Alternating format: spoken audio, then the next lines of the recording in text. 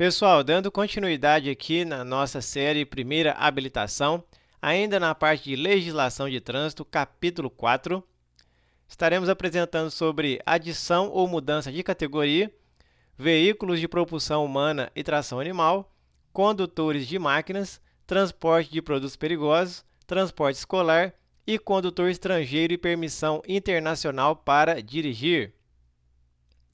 Adição de categoria. A adição de categoria A ou B. Não há prazo para espera. Por exemplo, se você possui a categoria A e quer adicionar a categoria B, você não precisa esperar prazo algum. Basta você entrar com o seu pedido, ok? Junto ao órgão competente. De A para B ou B para A, tanto faz. Não há prazo para ser esperar. Pessoal, mudança de categoria. Categoria B para a categoria C. Aqui não se fala em adição de categoria, aqui já se fala em mudança de categoria. Artigo 143 do Código de Trânsito, parágrafo 1º. Para habilitar-se na categoria C, o condutor deverá estar habilitado no mínimo há 1 ano na categoria B e não ter cometido nenhuma infração grave ou gravíssima ou ser reincidente em infrações médias durante os últimos 12 meses. Então, você aí que está prestes a fazer as provas aí do Detran para dar seguimento ao seu processo de habilitação, este parágrafo primeiro aqui costuma cair em prova. Então, tome bastante cuidado com esses detalhes aqui. B para C, tem que aguardar 1 ano na categoria B e não pode ter nenhuma infração de natureza grave ou gravíssima ou ser reincidente em infrações médias. É só vocês guardarem essa informação que vocês não vão errar na hora da prova também. Ainda aqui em mudança de categoria, artigo 145 do Código de Trânsito. Para habilitar-se nas categorias D e E, ou para conduzir veículo de transporte coletivo de passageiros, de escolares, de emergência ou de produto perigoso, o candidato deverá preencher os seguintes requisitos. Inciso 1º, ser maior de 21 anos. Inciso 2º, estar habilitado, a linha A, no mínimo há 2 anos na categoria B ou no mínimo há 1 ano na categoria C, quando pretender habilitar-se na categoria D. Então, olha só, você está habilitado na categoria B e você tem o desejo de habilitar-se na categoria D. Você deverá aguardar um prazo de 2 anos na categoria B para depois você iniciar o seu processo de habilitação na categoria D. Agora, vamos supor que você está habilitado na categoria C. Você deverá esperar 1 ano na categoria C para iniciar o seu processo de habilitação na categoria D. Isso tem que ficar bem claro na cabeça de vocês. A linha B. No mínimo há 1 ano na categoria C, quando pretender habilitar-se na categoria E. Inciso 3º. Não ter cometido nenhuma infração grave ou gravíssima ou ser reincidente em infrações médias durante os últimos 12 meses. Alguém aqui poderia perguntar, Freire, mas você não comentou da categoria D para a categoria E. Qual que seria o prazo de espera? Eu vou passar para vocês o que é o entendimento adotado no país, nos órgãos de trânsito. Acontece o seguinte, perceberam aqui na linha B que o requisito para se habilitar na categoria E é 1 ano na categoria C? Olha só, quando pretender habilitar-se na categoria E, o mínimo é 1 ano na categoria C, certo? Certo. Então, primeira situação, uma pessoa que é habilitada na categoria B, ela tem que esperar 2 anos para se habilitar na D. E vamos supor que ela cumpriu isso tudo e habilitou-se na categoria D, sendo que a carteira anterior dessa pessoa é a categoria B. O que acontece? Como ela não tem esse mínimo de 1 ano na categoria C, porque ela saiu diretamente da B e foi para a D, então ela vai ter que aguardar 1 ano na categoria D para depois iniciar na categoria E, ok? Agora, a pessoa já tendo a categoria C, ela só precisa aguardar 1 ano na categoria C para ir para a categoria E. Vamos dar um exemplo aqui, que uma pessoa que estava na categoria C, ela esperou 1 ano e se habilitou na categoria D.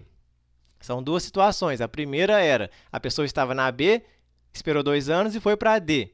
Ela tem que ficar 1 ano na D para depois iniciar na E. A segunda situação é quando a pessoa estava na C e foi para a D.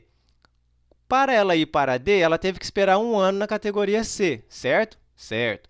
Então, como ela cumpriu esse 1 ano mínimo aqui na categoria C para ir para a D, hoje ela está na D e quer ir para a E, aí ela não precisa esperar prazo, porque ela já cumpriu este prazo na categoria C para ir para a D, de 1 ano. Ela já tem 1 ano na categoria C.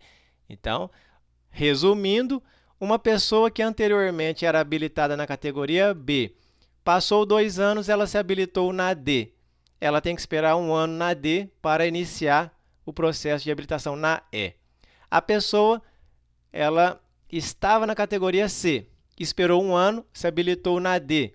Ela já pode iniciar o processo de habilitação na categoria E sem esperar prazo. Por quê? Porque ela já cumpriu 1 ano na C antes de ir para a D, ok? Tem essas duas situações aí, espero que tenha ficado bem claro. Qualquer dúvida, deixem nos comentários que eu vou responder vocês aí.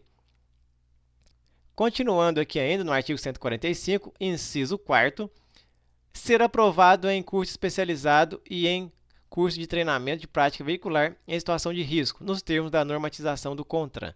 Parágrafo único. A participação em curso especializado previsto no inciso 4º independe da observância do disposto no inciso 3º. Então, esse artigo 145 trata dessas questões que acabamos de comentar sobre essas mudanças de categoria. B para D, para C e até a letra E, ok? Qualquer dúvida, deixem aí nos comentários. Veículos de propulsão humana e tração animal. Os mais conhecidos aí, propulsão humana, as bicicletas. Tração animal, conhecemos as charretes, as carroças. E quem que fica responsável por esses veículos? O artigo 24 do Código de Trânsito diz o seguinte: compete aos órgãos e entidades executivas de trânsito dos municípios, no âmbito de sua circunscrição. Aqui temos o inciso 18. Olha só, considera autorização para conduzir veículos de propulsão humana e de tração animal. Então, se na sua prova cair essa questão de quem é a responsabilidade para conceder autorização para veículos de tração animal ou propulsão humana, são de competência aí dos municípios, ok? É de competência dos municípios. Condutores de máquinas, artigo 144 do Código de Trânsito. O trator de roda, o trator de esteira, o trator misto ou o equipamento automotor destinado à movimentação de cargas ou execução de trabalho agrícola, de terraplenagem, de construção ou de pavimentação, só pode ser conduzido nas vias públicas por condutor habilitado nas categorias C, D ou E. Então, frise esta informação na sua mente. Somente quem é habilitado nas categorias C, D ou E podem conduzir esses veículos, essas máquinas em via pública, ok? Categoria C, D ou E. Pessoal, agora transporte de produtos perigosos. Resolução 168 de 2004 do CONTRAN, anexo 2, item 6.3. Curso para condutores de veículos de transporte de produtos perigosos. A carga horária são 50 horas aula. Os requisitos para matrícula: ser maior de 21 anos, estar habilitado em uma das categorias B, C, D e E, não ter cometido nenhuma infração grave ou gravíssima, ou ser reincidente em infrações médias durante os últimos 12 meses, não estar cumprindo pena de suspensão do direito de dirigir, cassação da Carteira Nacional de Habilitação, CNH, pena decorrente de crime de trânsito, bem como não estar impedido judicialmente de exercer os seus direitos. Estes são os requisitos para o condutor aí de transporte de produtos perigosos, ok? Transporte escolar. Voltamos ao Código de Trânsito, artigo 136. Do veículo. Requisitos para o veículo. Olha só. Os veículos especialmente destinados à condução coletiva de escolares somente poderão circular nas vias com autorização emitida pelo órgão ou entidade executiva de trânsito dos Estados e do Distrito Federal, exigindo-se, para tanto, 1. Registro como veículo de passageiro. 1. Registro como veículo de passageiros. 2. Inspeção semestral para a verificação dos equipamentos obrigatórios e de segurança. 3. Pintura de faixa horizontal na cor amarela, com 40 cm de largura a meia altura, em toda a extensão das partes laterais e traseiras da carroceria, com o dístico escolar, em preto, sendo que em caso de veículo de carroceria pintado na cor amarela, as cores aqui indicadas devem ser invertidas. 4. Equipamento registrador inalterável, 4. Equipamento registrador instantâneo inalterável de velocidade e tempo, são os famosos tacógrafos. 5. Lanternas de luz branca, fosca ou amarela, dispostas nas extremidades da parte superior dianteira e lanternas de luz vermelha disposta na extremidade superior da parte traseira. Isso é sobre os veículos aí para o transporte escolar. 6. Cinto de segurança em número igual à lotação. 7. Outros requisitos e equipamentos obrigatórios estabelecidos pelo CONTRAN. Quando fala estabelecido pelo CONTRAN, é por intermédio aí das resoluções de modo geral. Requisitos do condutor para o transporte escolar. Artigo 138. O condutor de veículo destinado à condução de escolares deve satisfazer os seguintes requisitos: ter idade superior a 21 anos, ser habilitado na categoria D. Perceberam? Então, frisem esses requisitos que podem cair nas suas provas aí. Ainda temos aqui 4. Não ter cometido nenhuma infração grave ou gravíssima ou ser reincidente em infrações médias durante os últimos 12 últimos meses. 5. Ser aprovado em curso especializado, nos termos da regulamentação do CONTRAN. Pessoal, estamos caminhando para o fim desse nosso conteúdo.